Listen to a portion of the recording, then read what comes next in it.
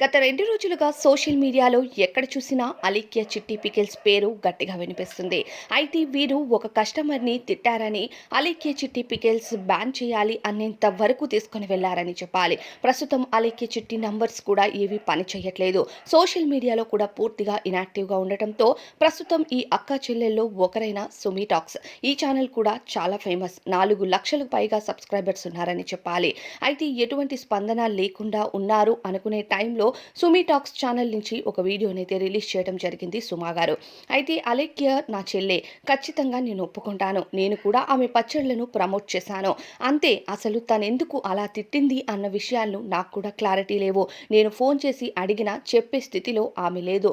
So ఆమె video release చేసే వరకు వెయిట్ చేయండి. అప్పటి వరకు వెయిట్ చేయకుండా నా ఫొటోస్ని వాడుతూ నన్ను బ్లేమ్ చేయడం మంచిది కాదు.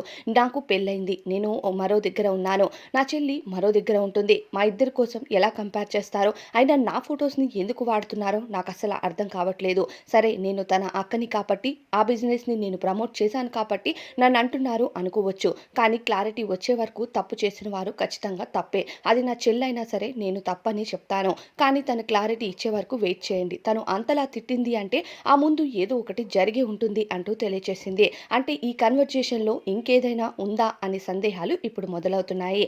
ఏది ఏమైనా సక్సెస్ఫుల్గా వెళ్తున్న అలీఖ్య చిట్టి పికిల్స్ వివాదం సోషల్ మీడియాలో బాగా పెద్దదైపోయింది. మరి దీనిపై అభిప్రాయం కామెంట్స్లో చెప్పండి.